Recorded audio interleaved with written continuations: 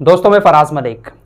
पूरे साल ठूस ठूस कर नॉनवेज खाने वालों का पशु प्रेम इस वक्त सोशल मीडिया पर देखने को मिल रहा है और बकरा ईद को बैन करने वाला हैशटैग लगातार ट्रेंड कराया जा रहा है। ये वो लोग हैं जिनको पशुओं से प्रेम नहीं है बल्कि एक कौम से नफरत है। उसी नफरत के चलते हुए हर साल इस तरीके का हैशटैग सोशल मीडिया पर चलाया जाता है, जहां पर पशु प्रेम जाग उठता है और बकरा ईद को बैन करने की मांग शुरू हो जाती है।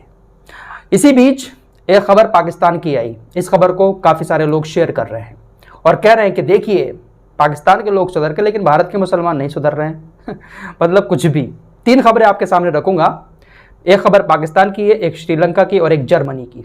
पाकिस्तान के सिंध प्रांत में एक थार रेगिस्तान है। यहाँ पर एक रंगीलो गाँव है। इस गाँव के आसपास एक बहुत खूबसूरत जंगल है। इस जंगल में मोर, हिरन, बहुत सारे पशु पक्षी अच्छे अच्छे रहते हैं। गाँव वालों को इन पशु पक्षियों से बहुत ज़्यादा प्रेम है, बहुत ज़्यादा प्यार करते हैं। गांव वालों के मुताबिक यहाँ पर जब भी बारिश होती है तो पशु पक्षी बहुत खुश होते हैं, झूम उठते हैं। रेगिस्तान है लेकिन बारिश में बड़ा खुशियाँ मनाते हैं। उनको देखकर हमें भी बहुत ज़्यादा खुशी होती है। और इस गांव में हिंदू मुसलमान सभी लोग रहते हैं।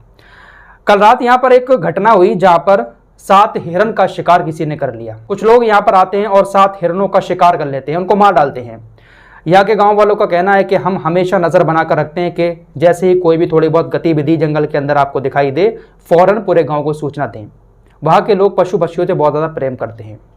फिलहाल जब 7 हिरनों को मारा गया तो गांव वाले आ गए वहाँ पर और कुछ लोगों को वहाँ पर पकड़ भी लिया और कुछ लोग वहाँ से फरार भी हो गए।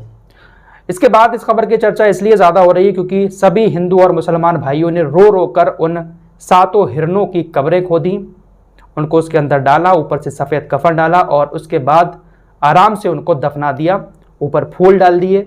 हिंदुओं ने और मुसलमानों ने सभी ने मिलकर उनके लिए दुआ की। ये खूबसूरत तस्वीर BBC ने दिखाई है। सभी ने साथ मिलकर दुआ की और हिंदू मुसलमान आपस में मिलकर बहुत ज़्यादा रोए भी। इसलिए ये खबर काफ़ी ज़्यादा शेयर की जा रही है कि देखिए किस तरीके से पशुओं के साथ वहाँ के लोग प्रेम कर रहे हैं। तो हमारे यहाँ के लोग इस खबर को शेयर करते हुए लिख रहे हैं कि देखिए पाकिस्तान के लोग पशुओं के लिए रो रहे हैं और हमारे यहाँ के कल काटेंगे। लेकिन भाई क्या ही कहा जाए इन लोगों की सोच को। फिलहाल अब चलते हैं श्रीलंका की तरफ। श्रीलंका के अंदर आज हालात ऐसे हो चुके हैं कि जो वीडियो सामने आ रही है उनको देखकर वाकई में हंसी आ रही है। ये जो लोग स्विमिंग पूल में नहाते हुए दिखाई दे रहा है ये किसी पार्क का स्विमिंग पूल या किसी पब्लिक प्लेस का स्विमिंग पूल नहीं है बल्कि ये राष्ट्रपति के घर के अंदर का स्विमिंग पूल है।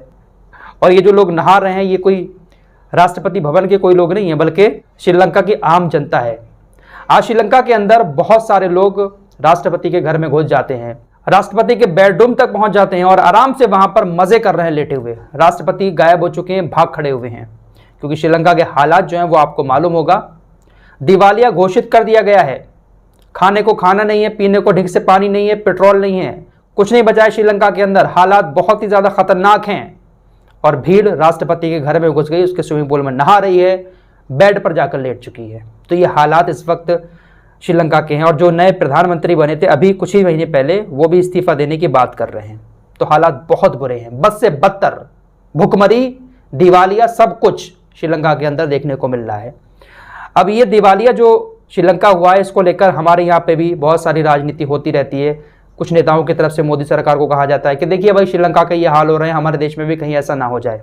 ऐसे ही अग्निवीर से जुड़ी ये खबर आपके सामने रखूंगा। अभी आपने सुना होगा कि जापान के एक प्रधानमंत्री, पूर्व प्रधानमंत्री जिनसे हमारे मोदी जी के बहुत अच्छे रिश्ते थे, अच्छे दोस्त थे, अभी 2-3 दिन पहले इनकी गोली मारकर हत्या कर दी गई। और गोली मारने वाला पता है कौन था? नौसेना में 3 साल काम कर चुका था। वो नौसेना में 3 साल काम कर चुका था, यानी एक फौजी था। उसने पूर्व प्रधानमंत्री की गोली मार दी। अब इसको लेकर कांग्रेस के जो राज्यसभा के सांसद हैं प्रमोद तिवारी, इन्होंने कहा कि जापान के पूर्व प्रधानमंत्री शिंजो आबे की हत्या सेना भर्ती की अग्निपथ जैसी योजना का ही नतीजा है। जिसने शिंजो आबे की हत्या की है वो ऐसी ही योजना का निकाला हुआ अग्निवीर था।